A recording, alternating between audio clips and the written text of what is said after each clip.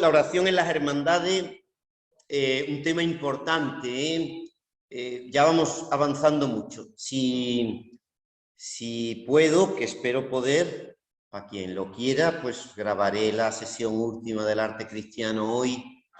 Una parte os coge muy de cerca y seguro que la podrías hacer maravillosamente, y además seguro que aparecerán autores, sobre todo dedico una parte pequeñita al final al tema de las hermandades, ¿no? Y de la relación que tienen con el arte, porque el 70 al 80% van destinados a otros ámbitos de la estética religiosa, que me interesaban porque son los que no trabajáis habitualmente. Esperamos, mencionaré al final algunos autores y seguro que siempre se escapa el primo de alguien que es una persona importante, pero bueno, se pide disculpas. Y como uno tiene la plena libertad, esto como los niños, por desgracia, los niños de la primera comunión, después de haber hecho la primera comunión, ¿no? Que ya hay que buscar un lazo para conseguir que vengan el domingo siguiente a misa, pues esto es igual, que haya terminado con darle a delete con un dedito, pues no tiene ni que ver la charla. Bueno, pues la oración como elemento nuclear en las hermandades. Primer tema, el fomento de la oración devocional, objetivo de las hermandades. Uno de los grandes objetivos de las hermandades, que surgen por la profunda devoción de una serie de personas a unas imágenes de la vida de Cristo, habitualmente en el caso de las hermandades de pasión, pues de la pasión, de la protección de María o de la vida de los santos. Y la hermandad no solo refleja esas devociones, sino que tiene que estar llamado a hacerlas crecer, tanto directamente sobre estas imágenes como para conseguir llegar a Cristo y María a través de ellas, que es el camino habitual, ya lo hemos comentado muchas veces, que es difícil de entender fuera. Estaba hablando con don Rafael de ese tema hace 25 minutos, ¿vale? Que le cuesta trabajo, pero que forma parte constitutiva de la noética del ser humano. El ser humano conoce a través de los sentidos y conoce por medio de imágenes y puede formarse conceptos porque esos conceptos tienen primero unas imágenes que él puede conocer.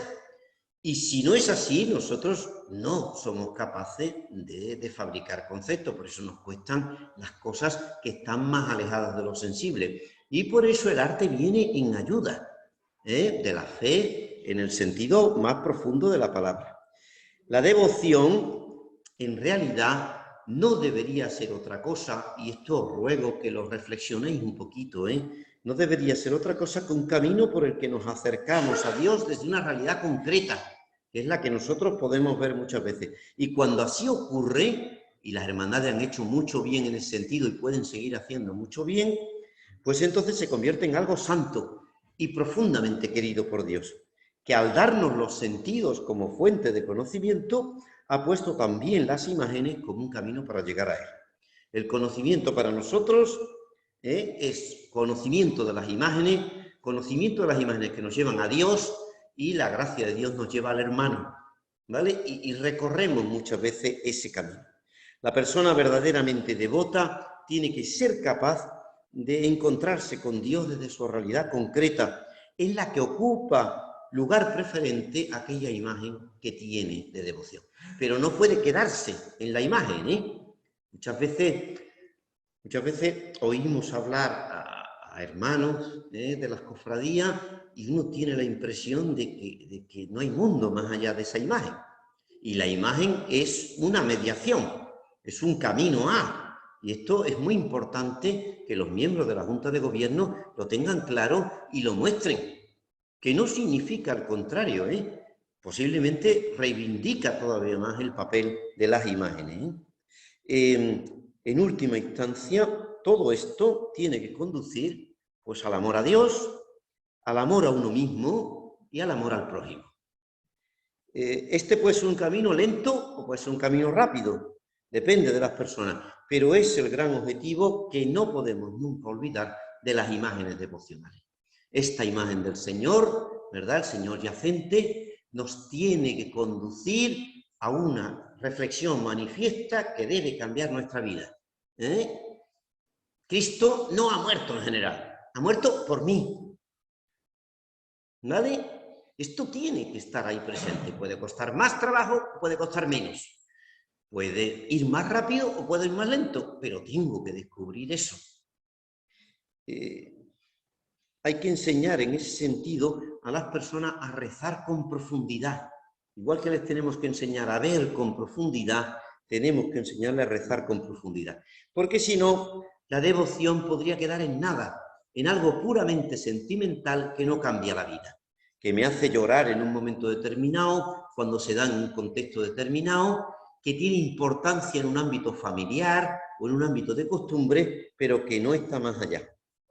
Las cofradías, lo hemos dicho en la sesión anterior, tienen que hacer todo lo posible con su propia colaboración para que las iglesias, donde están sus titulares, estén abiertas física y espiritualmente el mayor tiempo posible. Algo que, por otra parte, ha repetido varias veces el Papa Francisco. Estamos en una circunstancia, supongo que lo sabréis, porque a lo mejor os ha afectado directa o indirectamente, pero afecta mucho en el contexto donde yo me muevo aquí, porque llegan noticias de todas las parroquias. Es una situación complicada. Hay mucha gente que lo está pasando mal, hay mucha gente que no tiene medios económicos y entonces entran donde está abierto y como las iglesias están abiertas, pues entra en ellas y coge lo primero que pilla.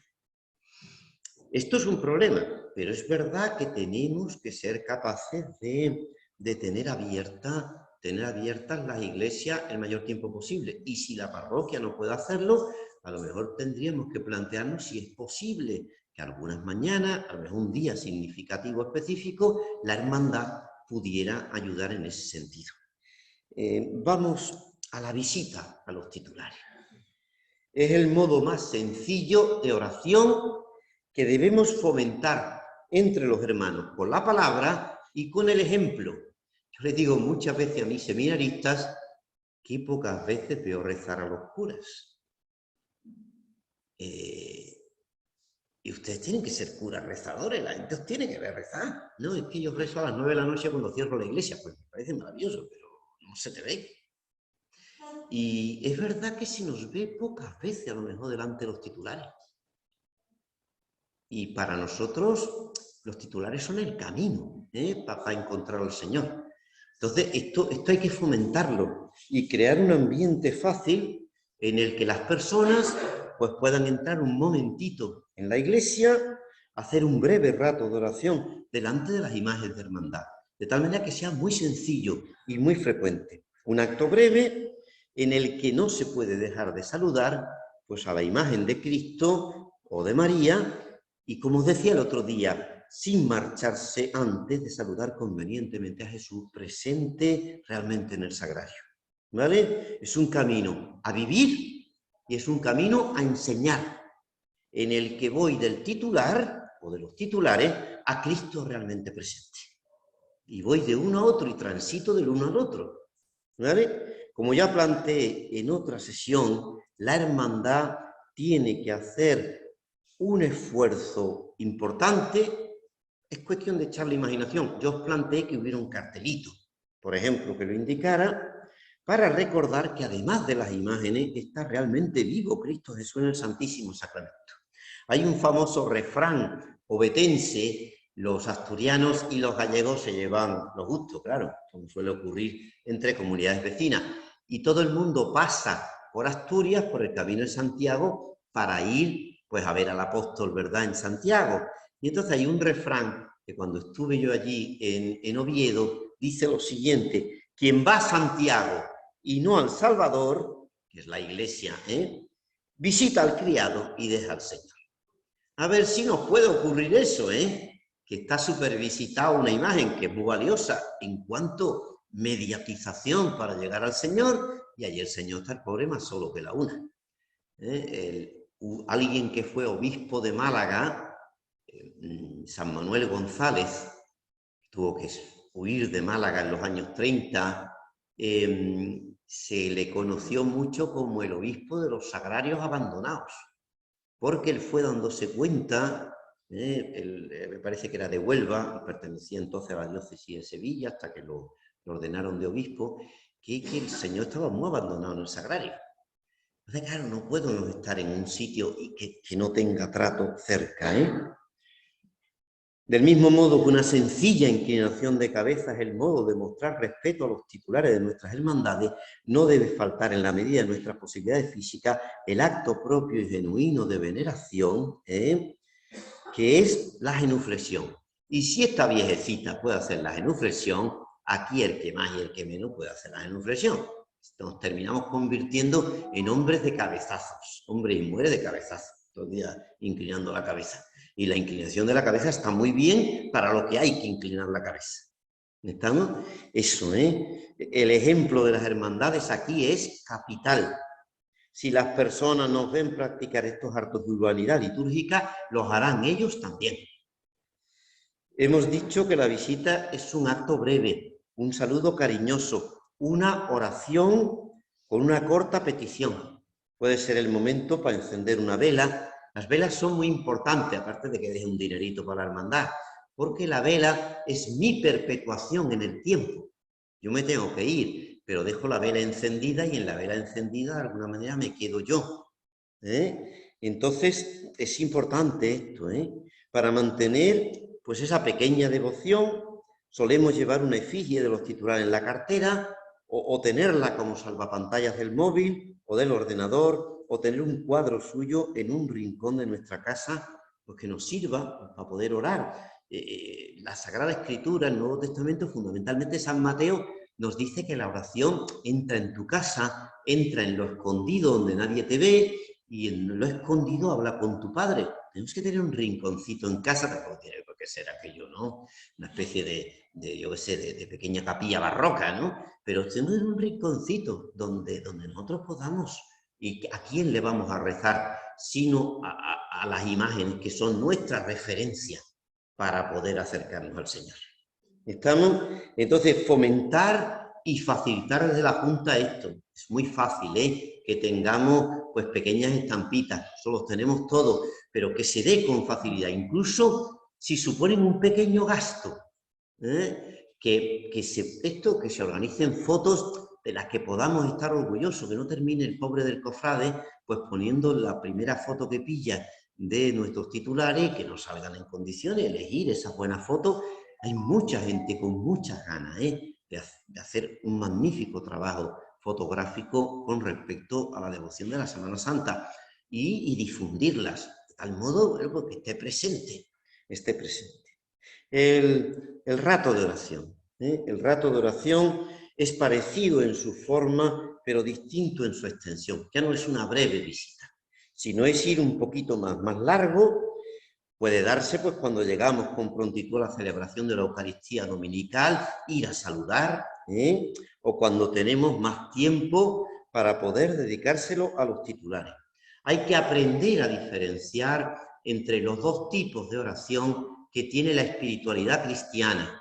Un tipo de oración es la oración vocal, que es una oración en la que recito oraciones aprendidas que no son mías, o que a lo mejor he fabricado yo, pero que en definitiva las hago a través de la boca. No tengo por qué hacerlo públicamente que se oiga, pero en definitiva recito oraciones ya preparadas.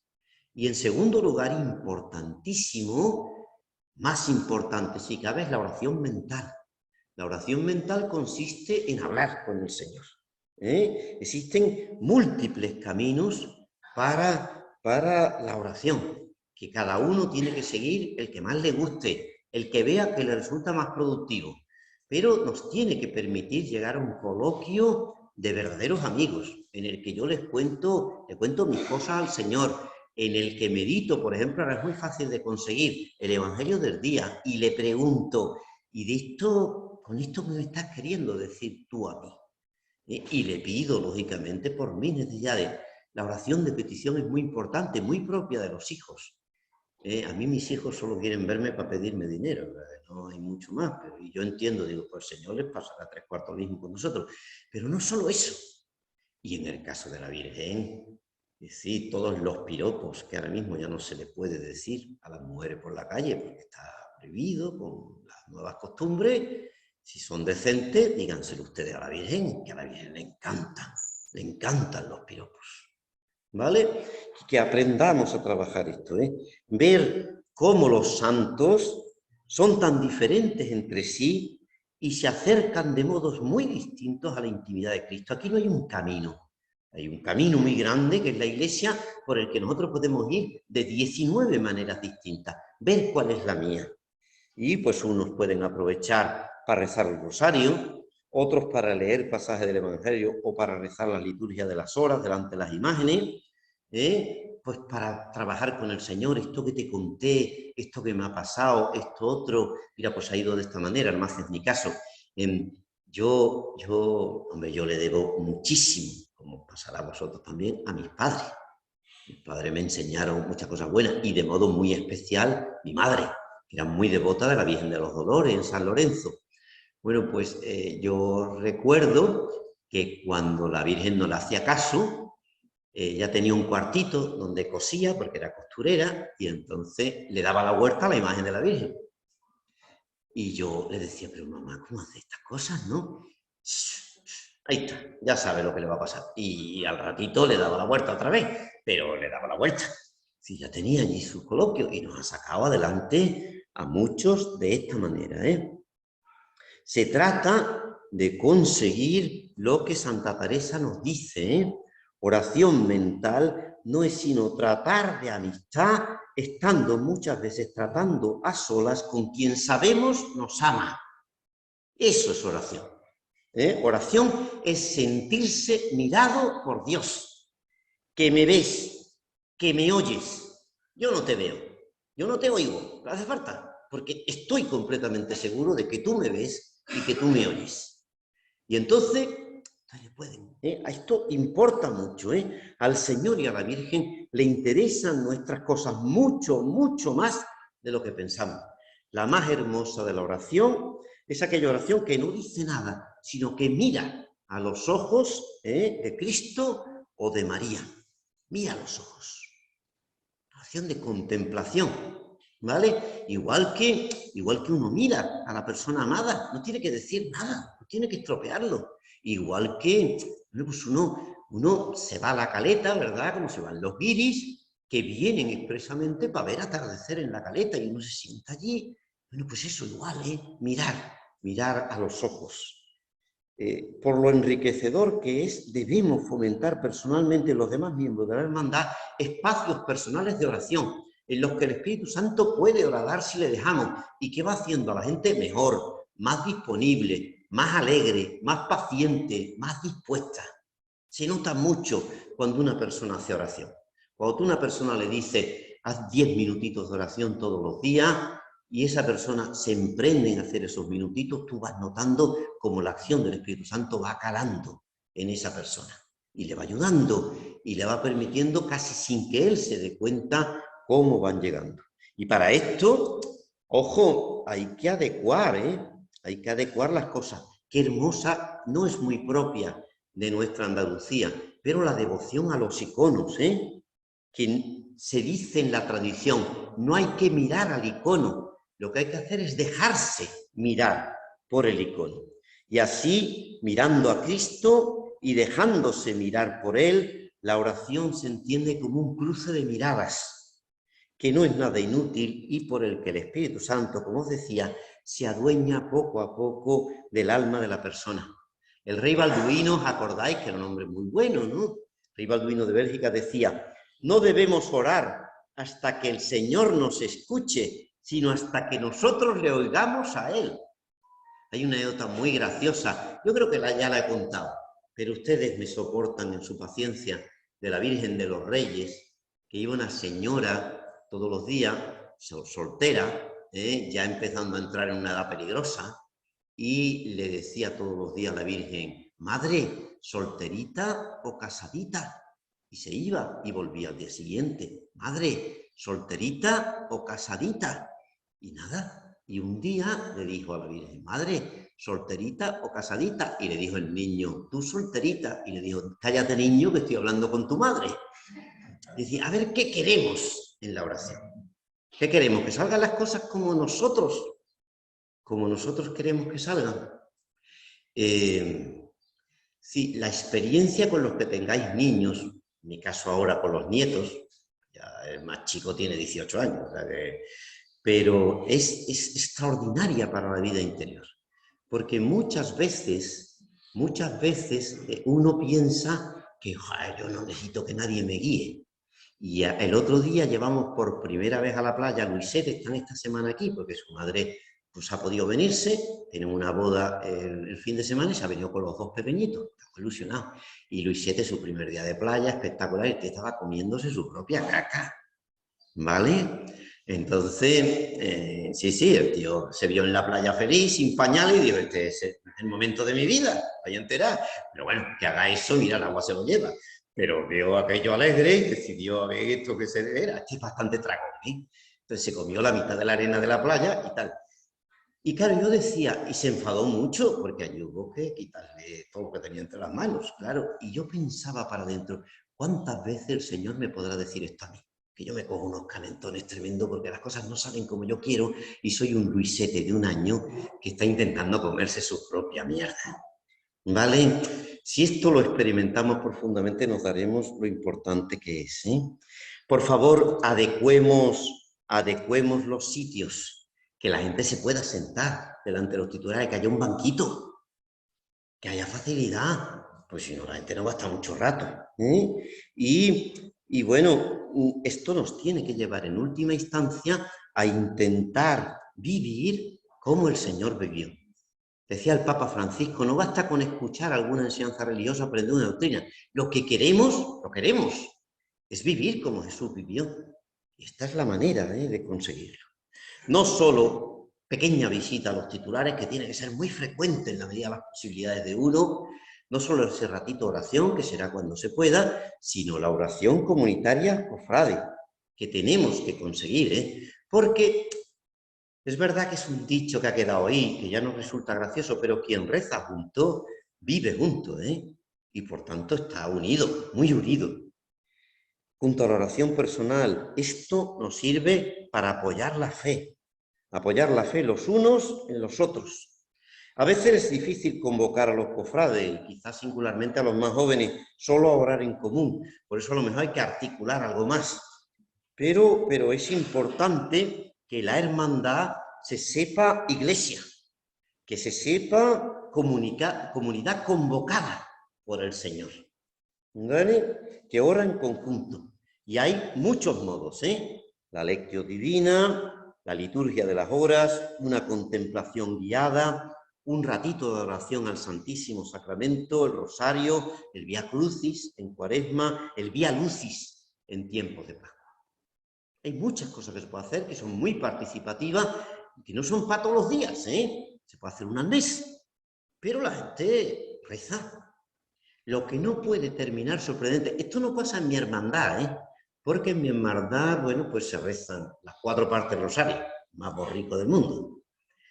Pero no puede resultar sorprendente que haya una persona en nuestras salidas profesionales, ya hablaremos, que esté rezando y se le pregunte, ¿tú qué estás haciendo? ¿Qué voy a estar haciendo?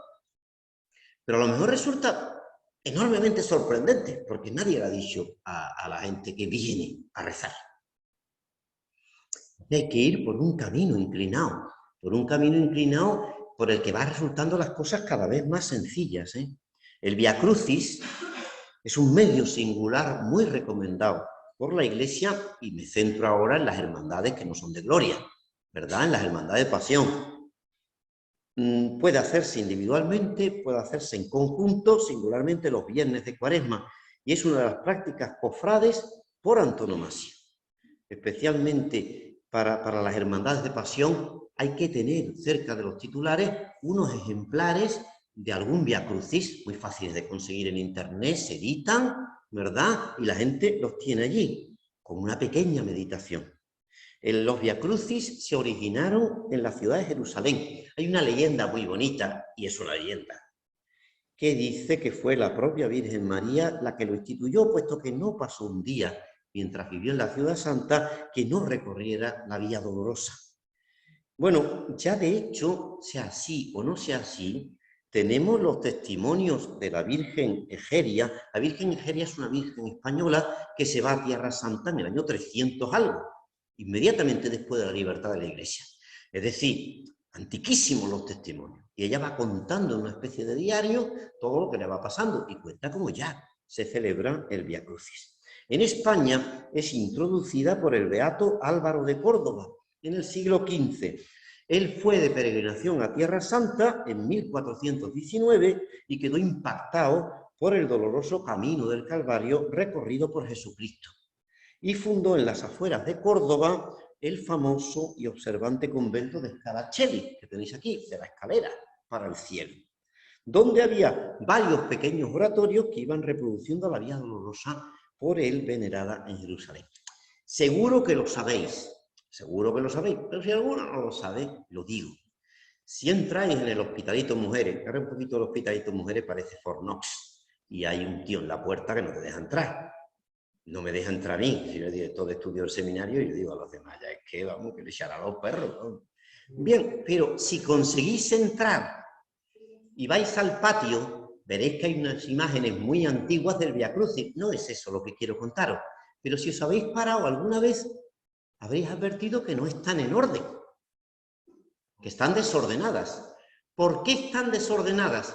Porque están a la misma distancia que están en Jerusalén las diversas iglesias que se refieren a cada una de las escenas del Vía Crucis. Es decir, que yo de la primera estación para llegar a la segunda recorro la misma distancia que si yo estuviera en Jerusalén, me pusiera en la puerta de la iglesia donde se celebra la primera estación y entonces fuese a la segunda.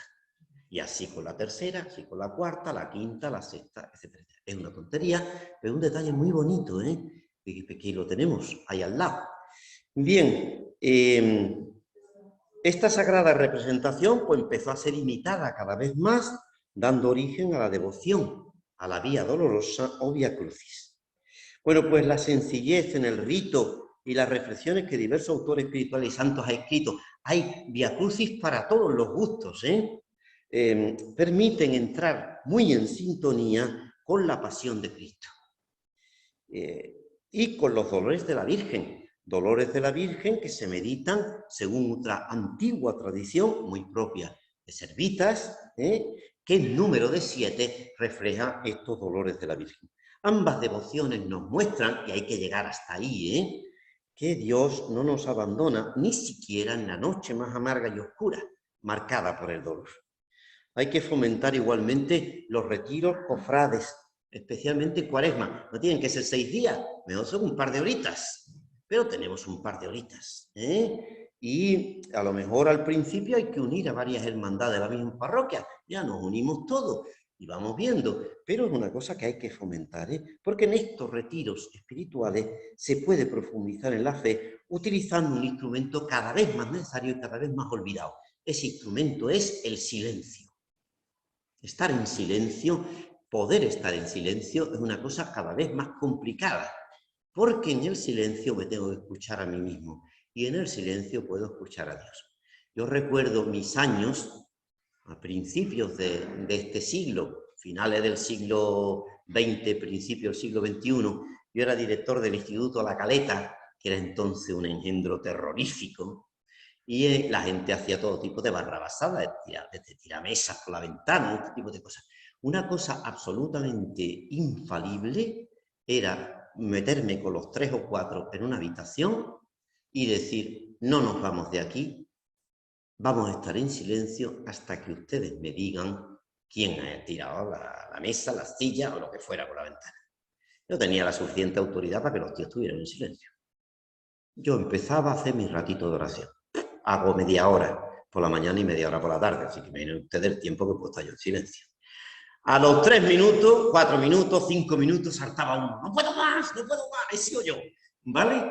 Si 4 minutos, 5 minutos, hay que saber permanecer en silencio. Porque en silencio es donde uno puede escuchar. De verdad. Si no, no escucha. Y esos ratitos, esos pequeños ratitos, uno en la Cuaresma, nos tienen que permitir, es decir, bueno, ¿qué pasa con mi vida? ¿Qué estoy haciendo yo? ¿Voy en la dirección correcta o voy en dirección contraria? Nos sirven también para compartir las alegrías y los retos que suponen seguir a Jesús desde las hermandades. Es lo que nos pide el Papa Francisco en la Evangelii Gaudium. Dice, puestos ante Él con el corazón abierto, dejando que Él nos contemple. Fijaros, siempre es lo mismo, no soy yo quien vengo a verte, eres tú el que me está viendo, ¿eh? Reconocemos esa mirada de amor que descubrió Natanael el día que Jesús se le hizo presente. Qué dulce es estar frente a un crucifijo de rodillas delante del Santísimo y simplemente ser ante sus ojos. Cuánto bien nos hace dejar que Él vuelva a tocar nuestra existencia y nos lance a comunicar su vida nueva, ¿eh? Esa oración en la que yo voy con todo ante el Señor, la proskinesis, que dicen los clásicos, ese saber ponerse, saber situarse para poder mirar de tú a Dios, que se ha bajado mucho más de lo que yo podría bajarme en el peor de los casos. Una oración humilde y abandonada, que tiene que concluir, porque esa es la esencia de la santidad. Señor, yo lo que tú quieres. Yo lo que tú quieras. Mira, me interesa que este hijo tenga trabajo, me interesa que esta persona de mi familia tenga salud, me interesa que estas circunstancias mejoren. Muy bien, pero yo lo que tú quieras. Y si tú quieres alegrías, tendremos alegría. Y si tú quieres sufrir, pues yo estaré aquí a tu lado. Yo lo que tú quieras. Eso cambia la vida de las personas, ¿eh? Cada junta de gobierno, cada hermandad tiene que ver el modo de propiciar esos espacios de oración comunitaria que son vías válidas para expresar nuestra fe como cofrades. Y vamos ya casi al final, la adoración del Santísimo. Hay un modo singular de orar que no sustituye a la Santa Misa, y es la presencia viva ante el Santísimo Sacramento, que en muchos casos, ojalá que llegue un momento en que lo sean todos, tendría que ser el principal titular de la hermandad. Me ha encantado muchas veces cuando he recorrido, lo he visto aquí, pero estuve preparando a mí personalmente, cuento una anécdota personal de las muchas que yo cuento, ahí para aguantarme, yo me queda un rato, pues lo cuento. A mí me gusta mucho la Semana Santa de Sevilla, por la calidad de sus imágenes, tal, siempre y cuando no se pongan en movimiento. Si se ponen en movimiento, a mí me da algo. Así que, frente a todo el mundo que abandona el Jueves Santo, ¿verdad?, de madrugada en Cádiz, para irse a ver la Semana Santa, yo me voy la última semana de Cuaresma.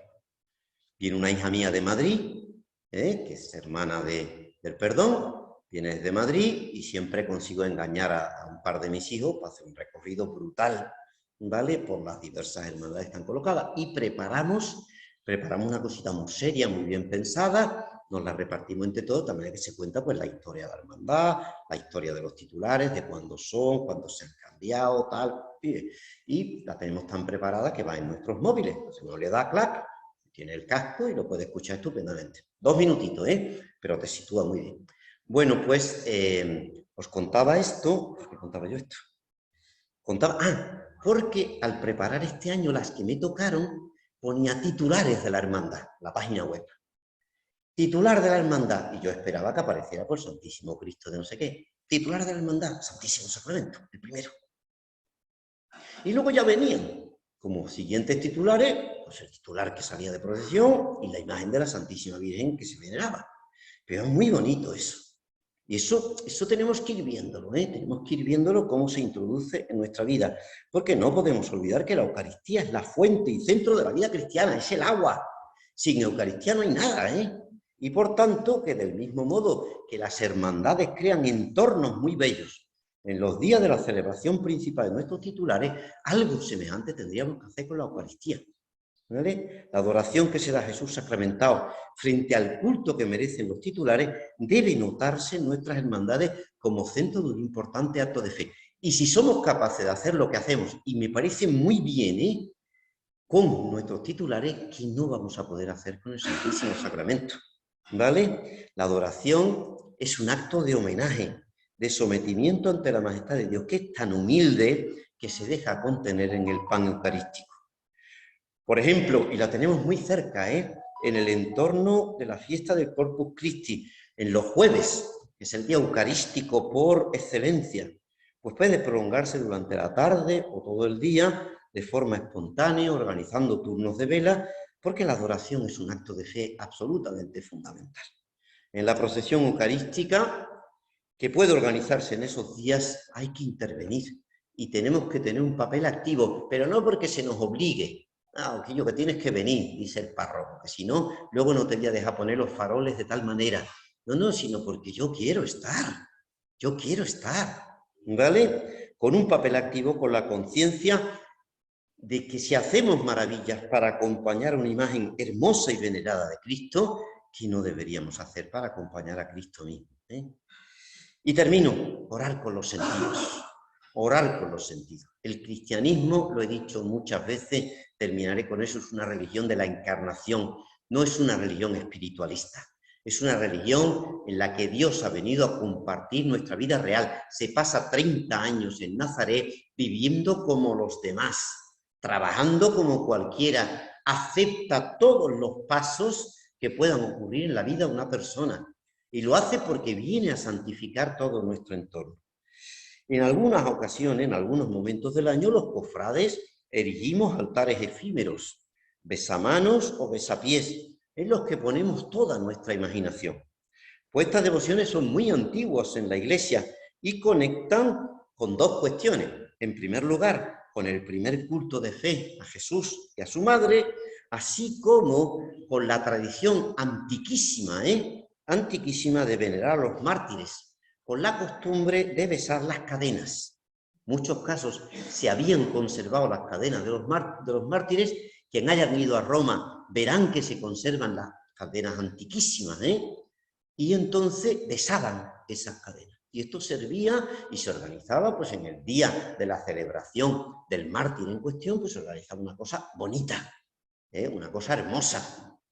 Bueno, pues esto, fijaros, ya en el siglo III es mencionado por Tertuliano.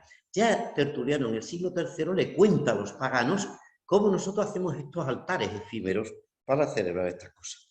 Cuando se da paso a la veneración de las imágenes, también se utiliza este camino de devoción singular, muy frecuente, pues en besar las manos de Jesús, como debieron hacer los apóstoles con Cristo resucitado, o besar sus pies, como hizo aquella mujer pecadora que fue alabada en el Evangelio. Y algo parecido sucede con la Virgen. Y no tenemos que tener pudor de manifestar nuestro afecto. Yo recuerdo cómo le pude enseñar, no voy a decir hermandades, para que nadie se ponga especialmente contento, pero una persona que no entendía la Semana Santa, no entendía la Semana Santa andaluza, una persona pues creyente. Le dije, yo le llevé a uno de nuestros templos y le enseñé los pies de ese Cristo crucificado. Y claro, de los pies de Cristo crucificado prácticamente no, estaban muy deteriorados por los besos. Yo creo que no hay nada más deteriorante que el agua y la saliva. Pero aquella persona entendió muy bien aquello que yo le estaba indicando. Y es que esto es auténtica veneración de las personas. Y desde esta veneración se pueden sacar muchas cosas buenas. Son un momento especialmente hermoso para despertar la fe por medio del asombro o la belleza de un conjunto artístico, y por eso hay que fomentarlo. Y las cofradías tienen la vocación y el sentido de conducir nuestra sensibilidad al acceso de Dios, llevando a nuestro interior ese momento de la pasión o de otro misterio de la vida de Cristo. Esos misterios que meditamos y que procesionamos porque los hemos meditado antes. De modo que se terminan convirtiendo en buena noticia. Ya hemos visto cómo los sentidos son una puerta para el acceso a Dios, y especialmente al Dios encarnado, que es Jesucristo. En ese momento debemos poner toda nuestra capacidad creativa, usando de los diversos sentidos, imágenes, olores, sonidos, para que los demás puedan calibrar la presencia de Dios entre nosotros.